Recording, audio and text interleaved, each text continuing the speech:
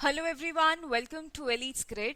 So today we will discuss certain questions of CAT 2024 paper first slot. Now we will discuss one of the fill in the blanks questions, and this people were considering to be the difficult one, but then we will see how easy it is. First of all, I'm sure 2024 का paper would have been a big shock to many of you who would have thought कि fill in the blanks वाले question और para summary leave कर देते हैं, सिर्फ para jumble और odd one out कर लेंगे वीए सेक्शन में. आपने देखा पैरा जम्बल्स तो है ही नहीं, तो सिर्फ टू ऑड वन आउट तो अटेम्प्ट कर नहीं सकते. You have to attempt more, so you have to attempt para summary and fill in the blanks. So the one or the most important lesson that you get out of this is that कि you can't leave anything. You have to be prepared with everything. Question में उस time देखो कि paper में क्या leave करना है क्या नहीं based on your preparation. Do not have this mindset पहले से ही कि I will leave this. You never know paper में क्या इजी है क्या डिफिकल्ट है, कौन से क्वेश्चन ज्यादा आ जाए कौन से क्वेश्चन बिल्कुल हो ही ना. So you can't be prepared with that. This paper can be really unpredictable, so be prepared with everything. Now, before starting this question, let's have some general discussion about it. Many of you think कि ये बहुत difficult questions होते हैं, हमसे तो हो ही नहीं पाते. Maximum time I get my answer as wrong. Then why? See, if you remember, when we were kids, we had fill in the blanks in our school. That time they used to be a favorite type of questions after true and false. So because the subjective ones were too long, we loved fill in the blanks. Then why now you have started hating them? क्योंकि आपको लगता है ये बहुत difficult है, वो mindset ऐसा आ गया है, तो उस वजह से those things that are achievable, those things that can be dealt with in an easy manner, they also start appearing difficult. तो first of all have an optimistic mindset. Now secondly, if you want to have mastery over any one particular type of question in VA, पहले उसी question के बहुत सारे types prepare करो. Like if you want to be really good at fill in the blanks question, तो may be for 1 week VA में सिर्फ आप वही क्वेश्चन प्रैक्टिस कर रहे हो. ऐसा नहीं है एक आज फिल इन द ब्लैंक्स कर लिया, कल पैरा समरी कर लिया, परसों पैरा जंबल कर लिया.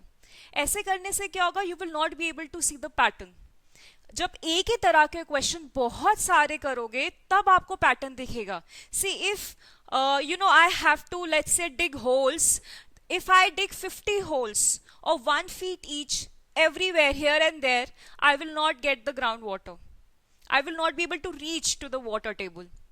But if I concentrate my efforts in one direction, if instead of 50 holes I dig one hole 50 times efforts I make at one place only, then I will be able to reach water table and I'll get water.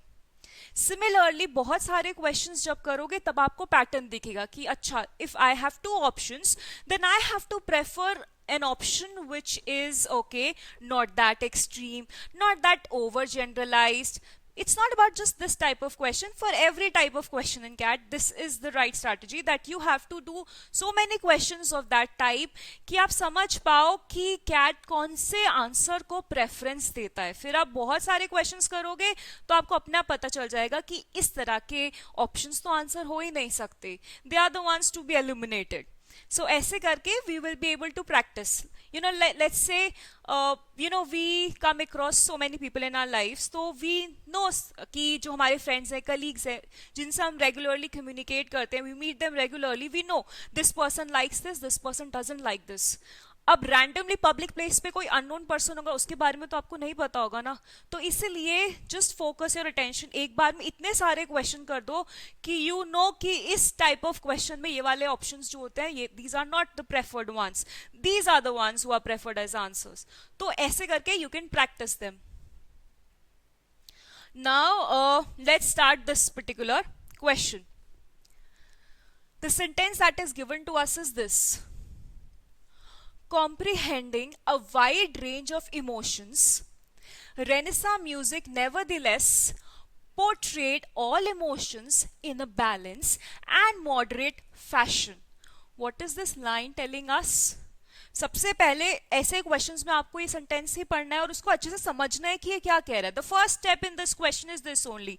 First step is जो sentence हमें given है उसको बहुत अच्छे से पढ़ो and understand it कि what all things it's talking about this particular thing, that particular thing, this particular thing, क्योंकि तभी आप उससे बाकी चीजें सेंटेंस इस पैराग्राफ में वो कहाँ फिट कर पाओगे कि किस चीज से वो रिलेट कर रहा है, किससे रिलेटेड वो है. यही सेंटेंस अगर अच्छे से नहीं पढ़ा ना, then there is no point of reading this entire thing because there is a very high chance you will not be able to select the right answer. So first of all, it is this: comprehending a wide range of emotions, Renaissance music. So Renaissance, I hope you understand. ये तो history books में school में सबने पढ़ा ही होगा कि you know that movement in Europe जो बाद में हम Indian Renaissance भी हो गया था बाद में. It was about cultural revival and lot of things. You know, literally it meant rebirth. So now this sentence is talking about Renaissance music कि वो म्यूजिक कैसा है. So it comprehends a wide range of emotions. पहली बात तो इसमें बहुत wide range है emotions की. और secondly, it's not about just wide range of emotions, it's also about presenting them in a balanced and moderate fashion. तो बहुत extreme up and down नहीं, पर बहुत balanced और moderate fashion में, बहुत balanced way में जो Renaissance music है वो emotions को portray करता है, represent करता है और बहुत wide range consider करता है. So this is a characteristic of Renaissance music that is being given to us. अब हम paragraph पढ़ते हैं. A volume of translated Italian madrigals were published in London during the year of 1588. अब ये sentence हमें क्या बता रहा है? अब देखो कुछ बच्चे होंगे वो सोचेंगे कैसा अजीब सा सेंटेंस है, मैड्रिगल्स वर्ड देखते ही घबरा जाएंगे, इतने पैनिक हो जाएंगे कि आगे का ढंग से पढ़ेंगे नहीं और फिर उनसे क्वेश्चन होगा ही नहीं. So don't panic. अगर कोई वर्ड का मीनिंग नहीं भी आता है तो भी पढ़ते रहिए. You will get to know it in other sentences. तो वो क्या बात कर रहा है ये सेंटेंस? अब हमें लेट्स अज्यूम हमें नहीं पता इस वर्ड का मीनिंग क्या है. ये कह रहे हैं कि कुछ ट्रांसलेटेड इटालियन मैड्रिगल्स थे जो पब्लिश हुए थे लंदन में इस पर्टिकुलर ईयर में. अब थोड़ी थोड़ी हिंट तो हमें आ जाएगी ना कि भाई मैड्रिगल्स कोई ऐसी चीज है जो ट्रांसलेट हो सकती है और जो पब्लिश हो सकती है, कुछ टेक्स्ट से रिलेटेड होगा. तो अभी हमें इतना समझ में आया. This sudden public interest facilitated a surge of English madrigal writing as well as a spurt of other secular music writing and publication. अब तो बिल्कुल ही क्लियर हो गया इसका मीनिंग क्या है. अब ये कह रहे क्योंकि ये जो ट्रांसलेटेड, ये तो इटालियन था, ये ट्रांसलेटेड जो टेक्स्ट था उसकी वजह से खुद इंग्लिश मैड्रिगल राइटिंग को भी प्रमोशन मिला और अदर इंग्लिश मैड्रिगल राइटिंग के अलावा जो अदर सेक्युलर म्यूजिक राइटिंग थी. इसका मतलब madrigal is a musical writing, क्योंकि बाकियों को कह रहे हैं other secular. Secular would mean कि this musical writing has nothing to do with religion. अब ये बहुत बड़ी बात थी पास्ट में because religion was such an important aspect of life कि म्यूजिक, कल्चर, बाकी भी सारी चीजें सब उसी के अराउंड रिवॉल्व करती थी. तो having a secular music writing was something great. तो बाकी जो अदर सेक्युलर राइटिंग्स थी वो भी इंक्रीज हो गई, मतलब ये भी एक म्यूजिकल राइटिंग है. अब हमें समझ में आ गया. पहली बात कि पहले मैं बताया कि इटालियन वाला लंदन में पब्लिश हो रहा था, फिर बाद में इंग्लिश में भी स्पर्ट हुआ और फिर other secular musical writings other than madrigal वो भी इंप्रूव हुआ. अब we have the first blank. देखो इस ब्लैंक से तो ऐसे कोई बात नहीं हुई है पहले जो रेनेसां म्यूजिक से रिलेटेड हो. ब्लैंक के बाद देखते हैं. This music boom lasted for 30 years and was as much a golden age of music as British literature was with Shakespeare and Queen Elizabeth. तो भी कंपैरिजन कर रहे हैं कि भाई ये बूम भी इतना ही बड़ा था, इतना ही पावरफुल था जैसे शेक्सपियर और क्वीन एलिजाबेथ के टाइम पे लिटरेचर में था. तो ये म्यूजिक और लिटरेचर कंपैरिजन करें टू शो कि ये भी बहुत बड़ी सक्सेस थी. जैसे लिटरेचर में थी ऐसे ही ये म्यूजिक में थी. तो अभी तक हमने फर्स्ट ब्लैंक के आसपास तो कोई ऐसी चीज नहीं पढ़ी कि इसमें बहुत वाइड रेंज ऑफ इमोशंस को मैं कनेक्ट कर सकूं या मैं दिखा पाऊं कि ये बहुत बैलेंस्ड वे में प्रेजेंटेड है. तो I can safely eliminate option 1. Fill in the blanks वाले क्वेश्चन में पहली चीज फर्स्ट स्टेप था कि you have to understand the sentence. Second thing is understand कि उससे रिलेटेड बात हो कहां रही है, उससे रिलेटेड बात where it is related. Remember, fill in the blanks is like two sensible people talking to each other. जब हम किसी से बात करते हैं तो पहले हम एक टॉपिक के बारे में बात कर लेते हैं, जब उसके बारे में बात खत्म होती है तब हम दूसरे पे आ रहे होते हैं, फिर उसी पर डिस्कशन चल रही होती है. ऐसे नहीं होता बीच में सडनली हम फिर पीछे वाले टॉपिक पे जा रहे होते हैं. So this way only you have to deal with this question कि एक बात खत्म हो गई, उससे रिलेटेड नहीं है तो इट्स ओवर. अब आगे देखो क्या उससे रिलेटेड जब भी बात आएगी तब हम उसे कंसिडर करेंगे. Now we have the second blank. ठीक है, सेकंड ब्लैंक से पहले अभी तक इमोशंस को बैलेंस्ड वे में या वाइड रेंज ऑफ इमोशंस ऐसी कोई बात नहीं हुई है.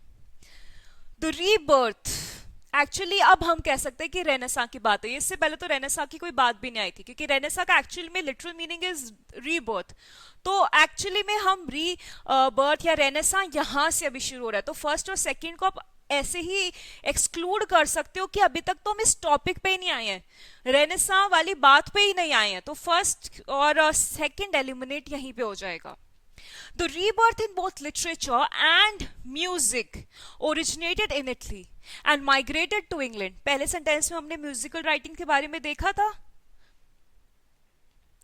So now it is about the rebirth in both literature and music originated in Italy and migrated to England. The English madrigal became more humorous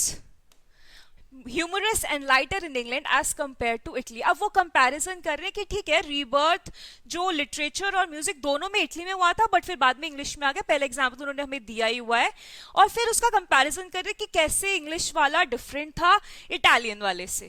तो ऐसी कोई बात अभी भी वाइड रेंज ऑफ इमोशंस वाली नहीं आई है. Renaissance music was mostly polyphonic in texture. Now remember that now we have come to Renaissance music. अब आसपास हम डिस्कशन में आ गए हैं Renaissance म्यूजिक के बारे में. Was mostly polyphonic. Poly means multiple, many. जब भी poly word आता है, polygamy, having more than one wife, polygamy. तो polyphonic मतलब एक से ज्यादा साउंड इन टेक्सचर. तो अब ये बता रहे हैं कि जो म्यूजिक था वो कैसा था, उसमें बहुत सारी अलग अलग साउंड सी टेक्सचर में. अब है blank. Extreme use of and contrast in dynamics, rhythm and tone, colour do not occur. तो अब ये बता रहे एक्सट्रीम यूज नहीं होता.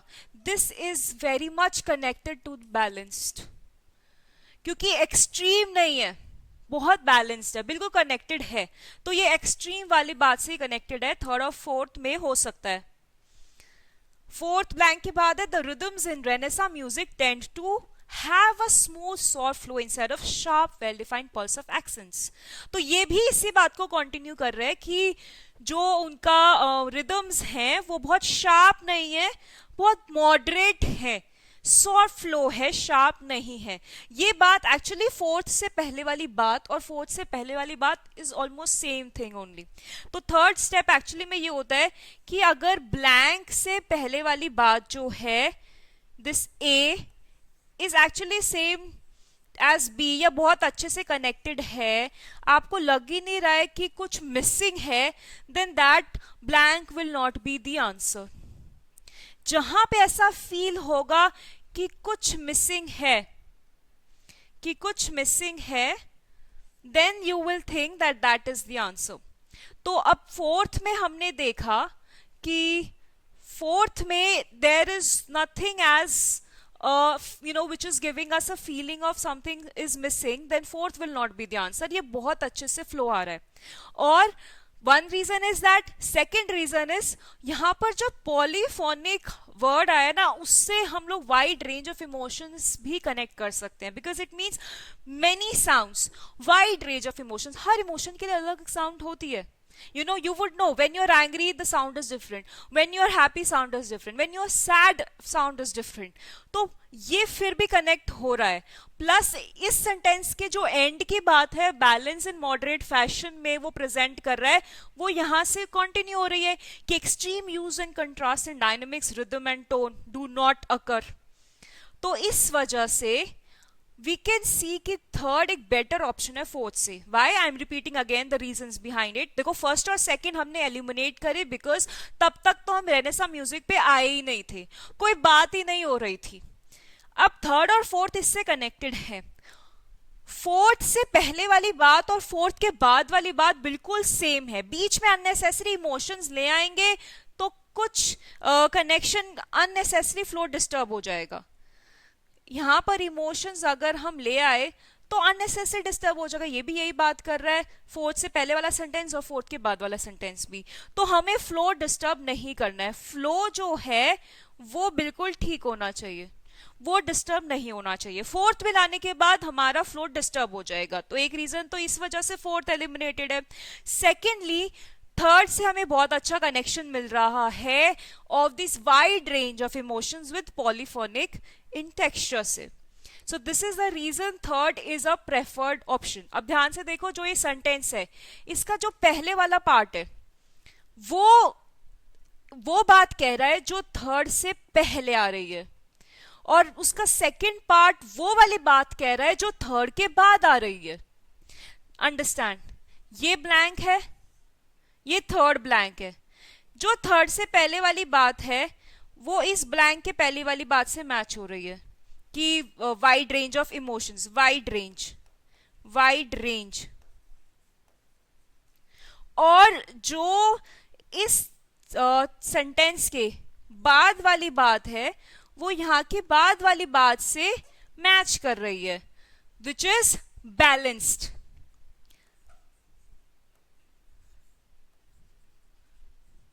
तो ये सेंटेंस यहाँ पे बहुत अच्छे से फिट हो रहा है क्योंकि इसका आधा पार्ट उस बारे में है जो इस सेंटेंस से पहले बात आ रही है, और आधा सेंटेंस उससे रिलेटेड है जो इसके बाद आ रहा है. फोर्थ में वो जो फ्लो है वो डिस्टर्ब हो रहा है और अननेसेसरी बीच में ऐसी बात आ रही है जिसका कोई डिस्कशन नहीं हो रहा इमोशन से related. I know you can question emotion के बारे में, तो यहां भी नहीं हो रही, बट फिर भी थर्ड में जो ये it was about polyphonic word, उसको हम फिर भी कनेक्ट कर सकते हैं wide range of emotions. Fourth में बीच में सडनली इमोशंस लाके, जबकि फोर्थ से पहले भी वही बात हो रही है कि एक्सट्रीम यूज नहीं होता है rhythm and dynamic, rhythm and tone में, और उसके बाद भी हम कह रहे हैं कि रिदम में नहीं होता है, शार्प चीजें नहीं होती हैं, एक ही बात है. तो वो this is together forming a very good one unit. तो इसको नहीं ले सकते फोर्थ को. Third will be the preferred answer. तो फिल इन द ब्लैंक्स वाले क्वेश्चन में सबसे इजी होता है, टू ब्लैंक्स बहुत इजीली आपके निकल जाएंगे. जैसे हमने फर्स्ट और सेकंड फटाफट एलिमिनेट कर दिए बिकॉज हम उस टॉपिक तक पहुंचे ही नहीं है. उसके बाद जो दो ब्लैंक्स बचते हैं आपको लॉजिकली सोचना है कि क्या फ्लो डिसरप्ट हो रहा है या नहीं हो रहा है, क्या वो कनेक्टेड है या नहीं कनेक्टेड है. It has to be based on logic. Feel पर मत जाना. Don't give feel based answer. CAT is testing your logic, your aptitude. It is not testing your intuition. It's not a common intuition test, it's an aptitude test. So you have to be careful about it कि emotions पर अपनी feel based answer पे मत जाओ. Logically सोचो कि ये अच्छे से कनेक्टेड है, बीच में अननेसेसरी कोई दूसरी बात क्यों इंसर्ट कर रहे हैं हम लोग. यहां पर वो कनेक्टेड है. उस सेंटेंस का पहले वाला पार्ट पहली बात से कनेक्ट हो जाएगा, सेकेंड पार्ट पीछे वाली बात से कनेक्ट हो जाएगा. तो this sentence will fit well in this particular blank. I hope this question will become easy for you now. और अदर क्वेश्चंस जो हैं ब्लैंक्स के वो हम अभी करेंगे, और in fact other questions also we will be doing in other videos. Till then keep practicing, and if you like the video please do like the video. Thank you so much.